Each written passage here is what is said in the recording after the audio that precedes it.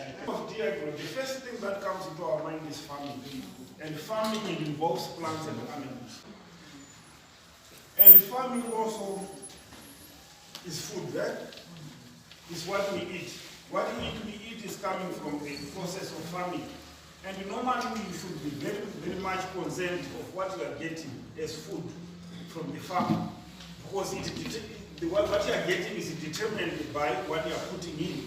So the methods of farming that we are using, the processes that we are using, will also determine the quality of the food that is coming from the farm. So we also need to look at especially the composition of the soils that we use. Most of the soils that we are using at the moment, we have been farming there year in, year out. So they become so tired or they are no longer containing the nutrition that is supposed to be there. So we as farmers now, we are now forced to come in with fertilizers. That is an additional. But when we are coming in with fertilizers, we also need to think twice on fertilizers. We need to look at the composition. What is it that is this fertilizer that we are getting? The composition we are looking at in terms of our nutrients.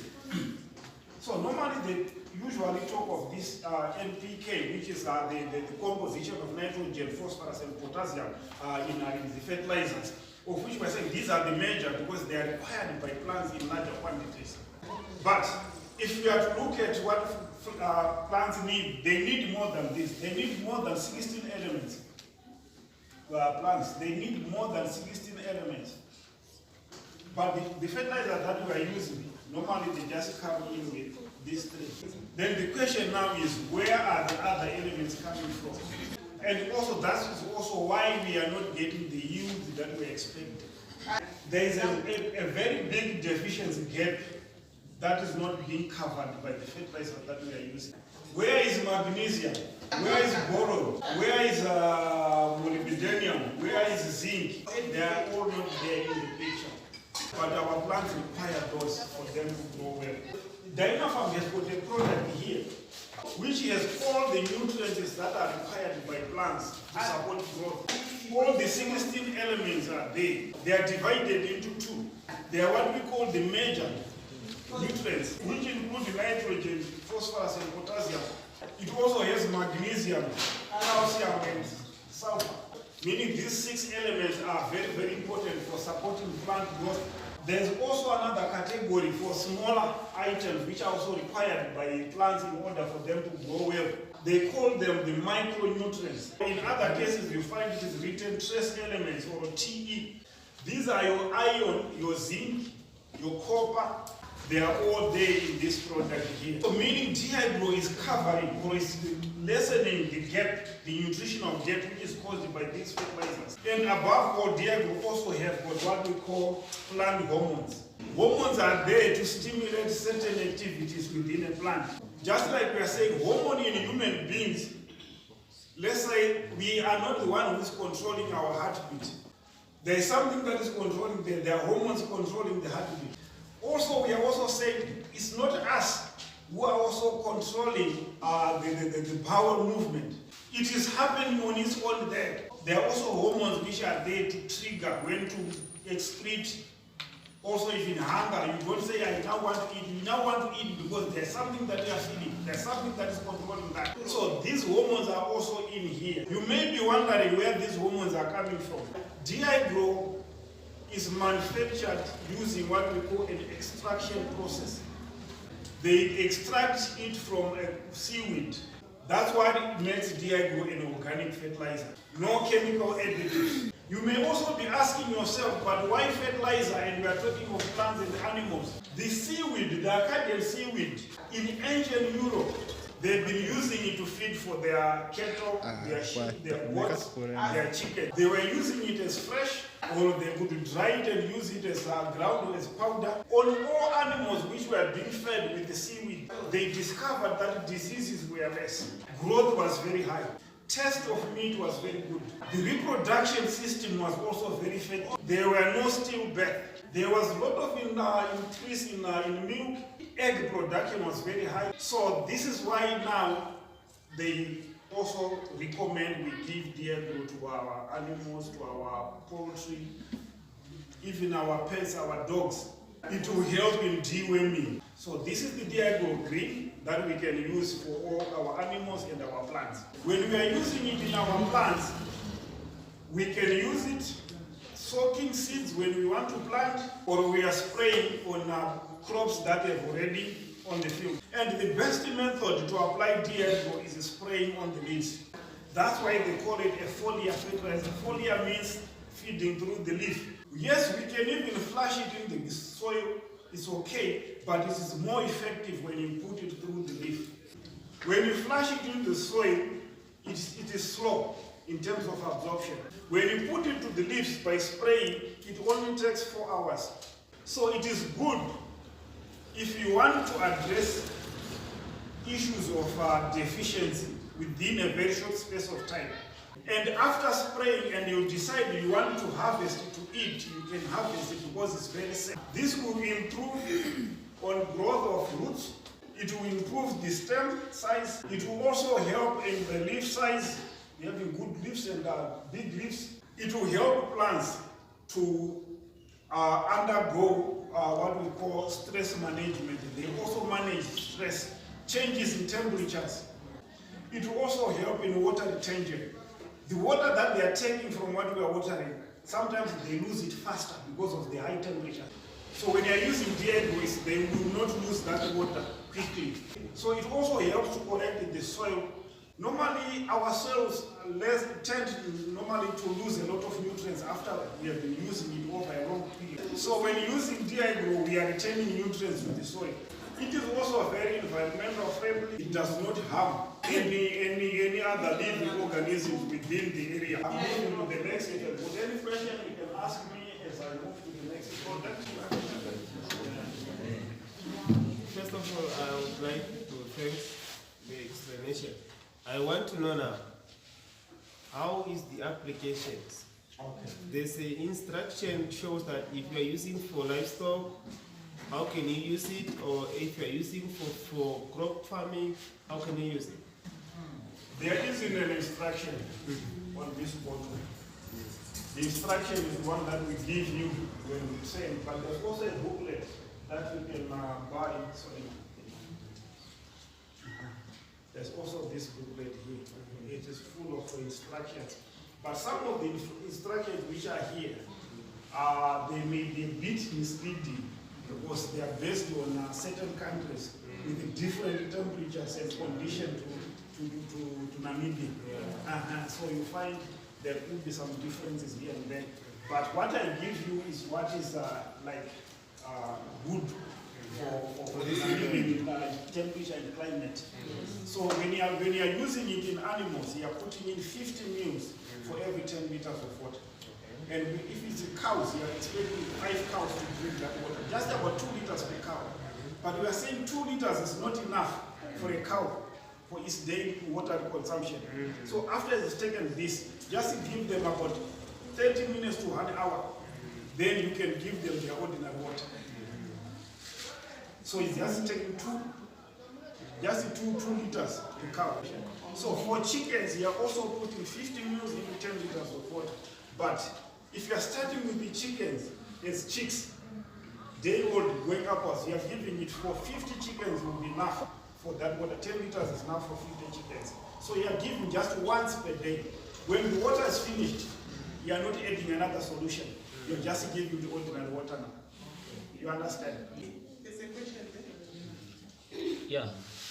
Thanks for the time. So it's well explained. Now I went through the book and then I found out when the time comes for watering. So I did not find when you should be able to start watering. So because they said when there is can see the weather, the rain starts trying to come up, so don't spray. So now I wanted to find out, so for you to detect and which time that you can be able to apply water before you apply the DiGrow, or you start with DiGrow and then water. So I failed to get those answers there in the books. No, it's fine. It's okay. Let me help you there. There are two questions that you have asked. The first question is on issue of when it wants to rain. Yes. So we are saying it takes 3 hours for DiGrow to be absorbed. So meaning, if it rains before 3 hours, it means some of the DiGrow has been washed away. So you have lost. So you have to be very sure that it will not rain for the next 4 hours at least. It will not rain for the next 4 hours if I'm to apply today. So what will determine that now, it also means you have to make sure that you are applying it early in the morning when it is very cool. Why? Because we are also trying to avoid competition of absorption, whereby the sun is also taking it away and also the plant is also trying to take it there, so there's competition. So you have to do it when it's cool, early in the morning or late in the afternoon. But normally I recommend you do it late in the afternoon because of the Namibian weather. It is very hot, even around 9 in Friday it is very hot. If you look at this book, it will say you spray from 6 a.m. to 9. But 9 here it will be already hot. So it's better for you if you can do it late, like around 5. If you spray around 5, then the whole night absorption and everything is happening without any challenges of heat. Then you will have a very good result. Then coming to the issue now of watering. It is always good, when a leaf surface is dusty, you find when you are spraying, it's bringing out a fine mist. A fine mist will not land on a dusty leaf. So that's why we recommend at least you water, then you apply after watering. But now the other tricky thing is, some of your crops do not want water on the leaves, like tomatoes. They don't want water on the leaves. So what you do now, you make sure that you are producing a very fine leaf. When you are using that knapsack, you pump it before you start releasing, so that it can build enough pressure, too much pressure, such that when you are now spraying, it's just bringing out a fine spray. If it is bringing in the water droplets, they will not stick on the leaf. So tomato leaves are having... They normally, when you are watering, you don't have to water tomato leaves with create a lot of diseases.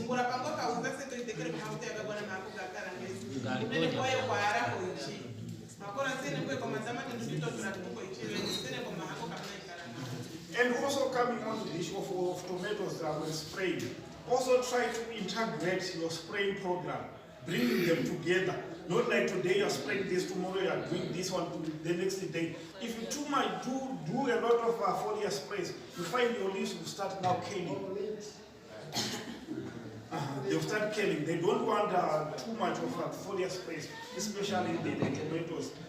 Tomatoes, potatoes, green pepper, they don't want that. So you find out DiGrow is compatible with other substances that you also spray. If you are using a pesticide, you can also mix your pesticide with DiGrow. You just make one spray. You can just make one spray. Do not do many foliar sprays. Some crops will be very. And in plants, you are using 75 ml in 15 liters of water. And when you are spraying, 1 liter should cover you 1 liter on a single spray. So meaning, a crop that goes into to flowering, that will give you fruits, you start with the DiGrow Green. You want to make sure that you prepare a stem which is strong in order to hold the fruits. You also have to make sure that you have got a good leaf, which is also there to also manufacture or process food, so that the whole plant will be getting enough. So after using DiGrow Green and your crop is now going into flowering, you start using the red one now. But if it is a crop that does not flower, it's just a leaf crop, we just use DiGrow Green only. Okay, I just want to clarity on DiGrow Green. It's, okay, as you said, it contains macro nutrients and micro, major elements and minor elements. Elements. So, do you consider that minor elements are needed in a small amount? Do you consider that? Yeah, because the macro, which are the major, they are needed. What makes it major is because they are needed in more quantities. That's why now you find like the NPK is higher. We have got nitrogen, phosphorus, potassium, magnesium, calcium, and sulfur. Those ones are higher in terms of their percentages. But then when you look at boron, zinc, copper, iron, all those are now lesser. Their percentage is because they're also required in very little amounts. If you put more of boron, then there's also going to be an issue of toxic nutrient addition, whereby now we are saying there's going now to be a problem now because there's too much of boron in the product. So it's required less. So you find the amount of, that's why we call them trace elements. Trace meaning like you may find problem to realize them, but they are there because they are not required in large quantities. I have a few questions. Since you want to move on to the red one, someone told me that if you give fertilizers consistently to animals, you might run the risk of the fetus being too large and the mother experiencing problems during birth. So I just wanted to address on that one. And number two, so you also mentioned that the DI Grow Green is also a good dewormer.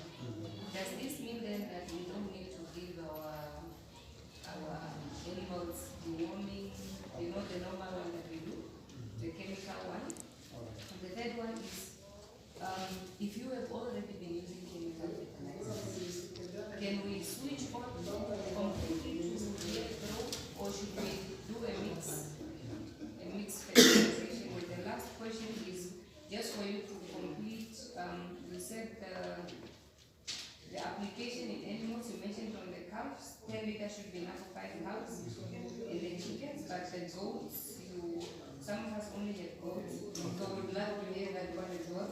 And is it necessary to do it on a daily basis, even on plants, or can we skip? That's fine. Remind me of the questions when I go through them. They're quite many. Maybe I will miss another one. Okay. So maybe starting with the issue of the issue of the fetus and the calving sites. Normally with the DI Grow, it promotes growth. It also promotes development of organs. So meaning if an animal is conceiving, chances are very high that the inside calf will be growing also so much. So it may give you challenges, especially when it comes to death. It may give challenges, surely to grow. So normally we say whenever you discover that your cow or your goat is now conceived, then you have to stop giving birth. Don't continue giving. You give later after it is given birth. Those chances are there. It may cause problems. Then the second question was on the deworming. Deworming, yeah. Yes, DI Grow is a dewormer, and it also has a cleansing effect. I'll tell you a story. One thing that happened, like we also made a presentation somewhere. We talked all about the issue of boosting immunity and everything. This person now was not feeling well, but he had the bottle of DI Grow at home.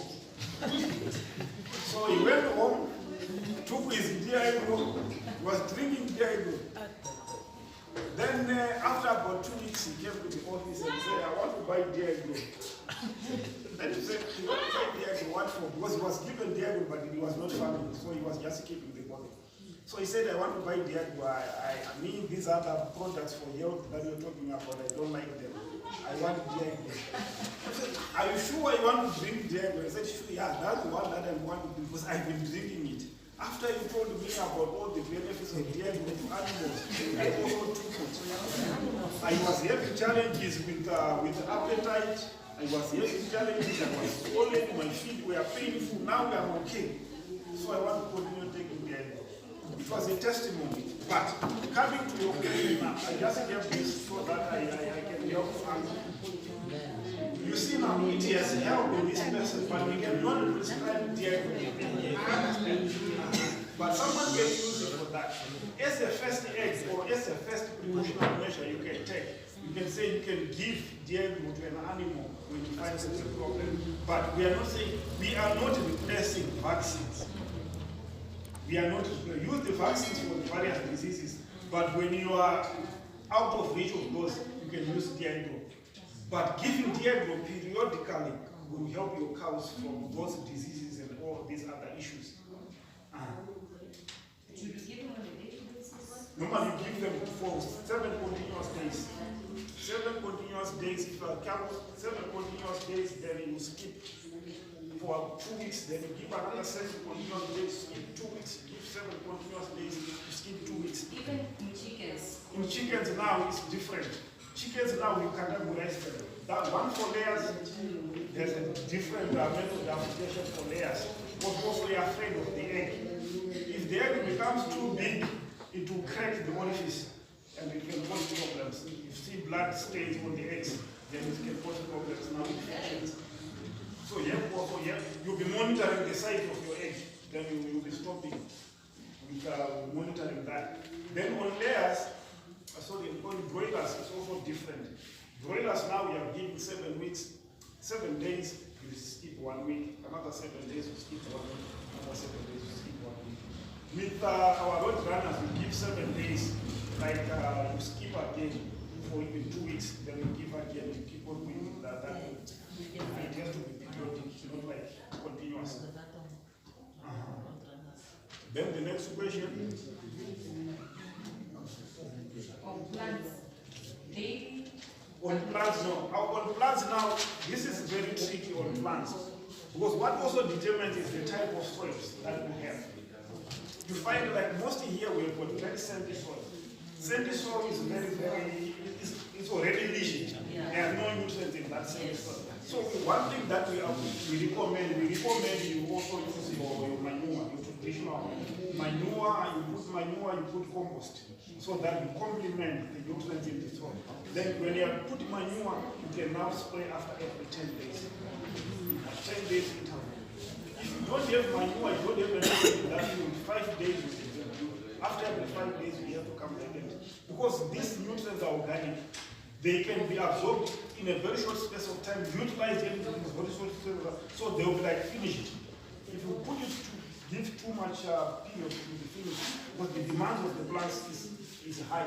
Some of the crops that we have, they are very high feeders. They need too much of nutrients. So you need to make sure that at least if there's no manure after every 5 days, you spray. But giving too much doesn't make the plant.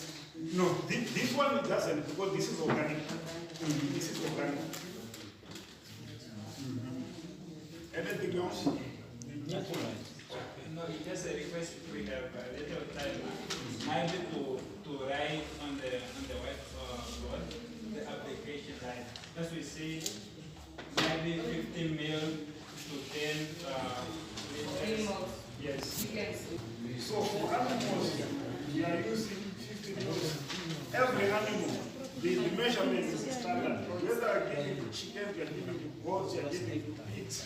Even in pigs now, you can now, when you mix this, you even mix with the feed. Then you give them. Because if you put water separate with pigs, they grow out. So you put it in feed, then you give. Then when if it has cattle, you also put a handful of salt. Only better that we can